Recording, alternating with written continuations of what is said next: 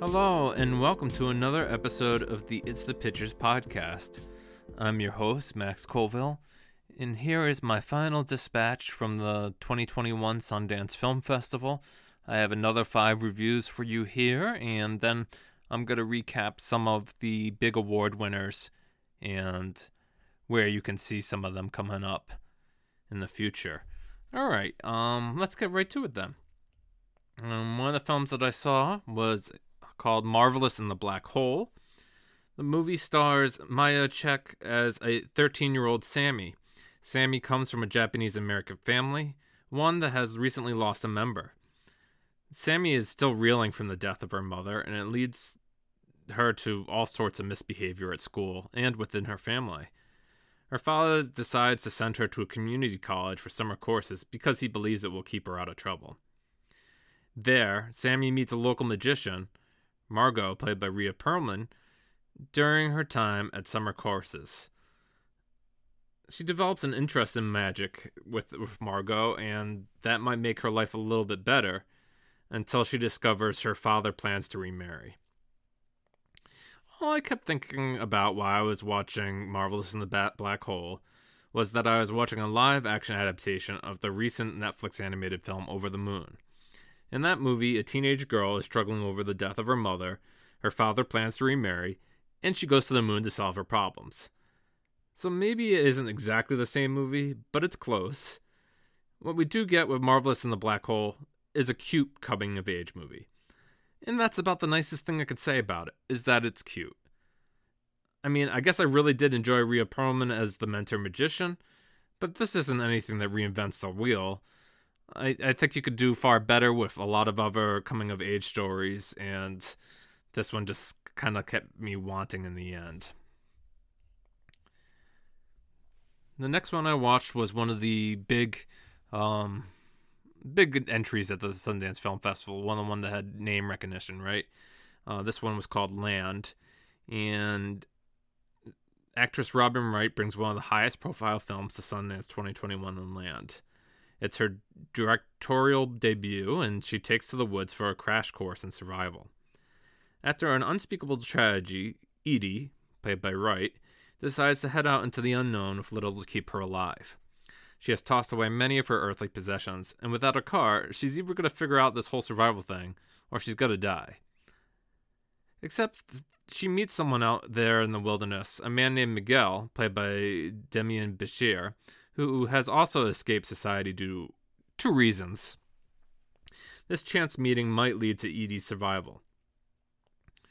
Now, there was a lot of praise for Robin Wright's performance even before the movie came out. It's one of those roles that actresses have to go deep for. Being in the woods with nothing to eat, it is pure catnip to those who hand out awards. And why I wouldn't go that far with her performance. It's good. The film itself is good. This is one of those mid-tier Sundance films in a festival full of mid-tier movies. Land is well made, and it will get you emotionally invested in its characters, but let's not make too much of it. It's a fine directing debut from a beloved actress. I'm honestly more excited about what she does next. Now for one of the worst films I saw during the film festival is a film called Mayday. I've seen this compared to Sucker Punch, which I absolutely hate, but I can't remember that movie too well, so I'll do my best here to describe what Mayday is, at least. So Anna, played by Grace Van Patten, lives an unfulfilling life. She has a good boyfriend, but she lives in a car and is a hostess during weddings. Not exactly awesome life material. During setup for the wedding she's about to work with, Anna is sexually assaulted. And her despair leads to her committing suicide by using a oven. Only she doesn't really die. She instead goes into a fantasy world where women are in a never-ending war against men. Led by Marcia, played by Mia Goth, this band of young women exists in this kind of neverland, where life is pretty good as long as they are killing men. So what we have here is a feminist Peter Pan Wizard of Oz movie where our protagonist named Anastasia wants to get back to her boyfriend Dimitri because she regrets her decision to commit suicide and honestly believes her life could be better. Now, you may want to go over that line again and repeat it slowly because it's kind of hard to believe that this is what this movie is about, but trust me, that's exactly what's going on here.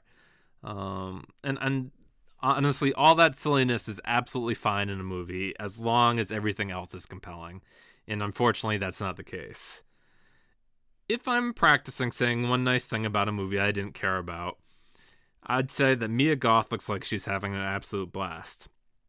She's playing this anti-hero kind of role. And it's obvious that her character cares about Anna. It's just more important to stay in this fantasy world and keep on killing men. I mean, what could possibly be better than that? The next film I watched was a documentary. It's called My Name is Pauli Murray. And if you aren't sure who Pauli Murray is, then you'll be right at home with this documentary. Trust me, you don't need to know who they were, but you should watch this and learn. Directors Betty West and Julie Cohen of the acclaimed RBG documentary are back with another biography of an overlooked human rights champion. Hopefully, they will be overlooked no longer. Although they died in 1985 at the age of 74, Murray was a human rights activist, lawyer, poet, professor, and the first black woman to be ordained an Episcopal priest.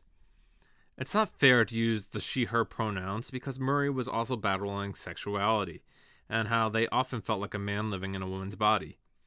Ever the trailblazer, Murray continuously overcame barriers throughout their life and helped others obtain those goals as well. So how does this all work as a film? I said on Twitter that directors Cohen and West continue their exceptional work started on RBG, building a case for gender and racial equality through film. Their subjects for documentary features share a lot of the same goals, but together, they're able to accomplish so much. While the documentary is pretty standard in material and form, Cohen and West have found another fantastic subject to highlight. Murray's accomplishments are numerous and shocking, given how history has not given their accomplishments that much attention. This movie will hopefully bring more conversation about the work of Pauli Murray. So for the last film I have for review of the Sundance 2021 Film Festival is this documentary called Kings of Zaatari. What do you want to be when you grow up?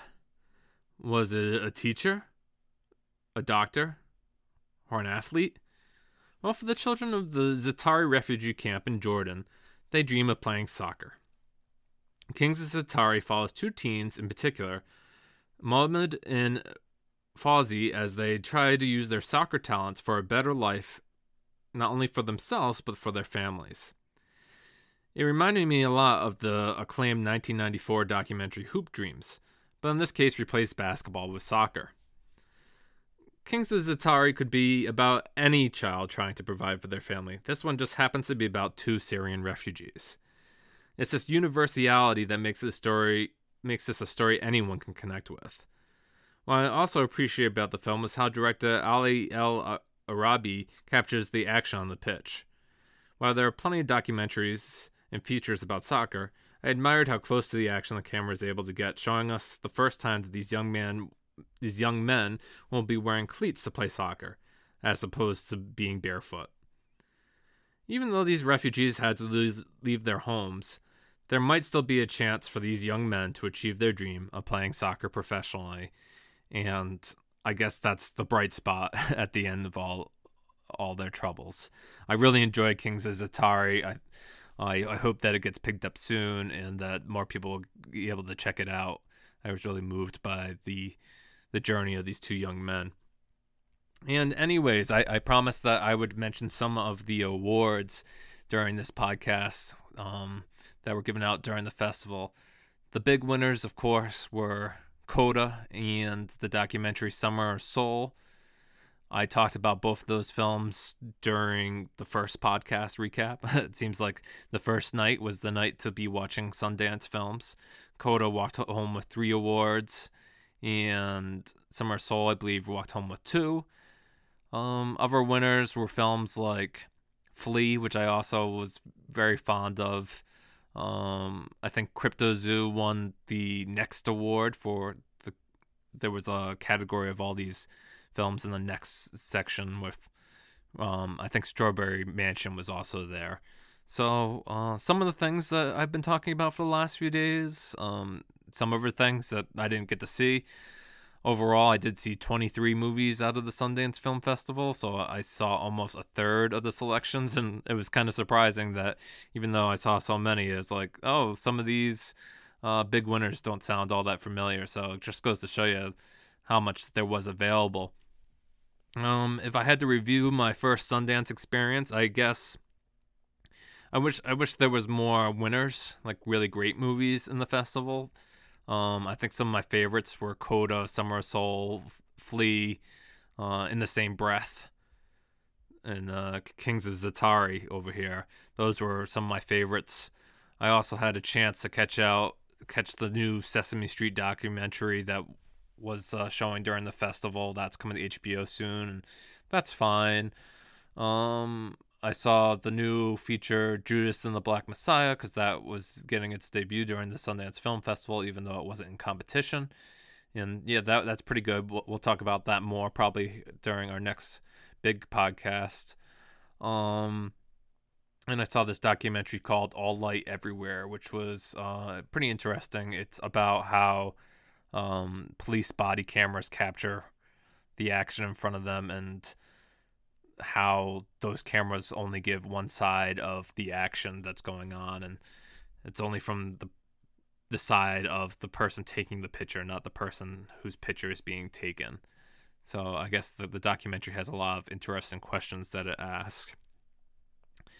But overall, I enjoyed it. I'm very happy that I was able to cover the Sundance Film Festival virtually.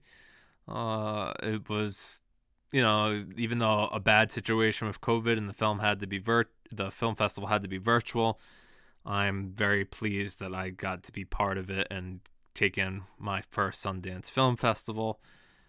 I hope you've enjoyed the coverage of the festival. Maybe John and I will talk about a little bit more on our next episode. Anyways, if you like these and want to hear more, you can follow us at It's the Pick Pod on Twitter. I'm at MH Colville. John is at John L. Gilpatrick. You can follow the podcast anywhere where you can download podcasts: Stitcher, Apple Podcasts, Spotify. We're there. You can find us. It's the Pictures. Also, I have a newsletter. It's the Pictures Substack, where weekly I put out newsletters about the latest in film and television. The last piece that went up was the preview of the Sundance Film Festival.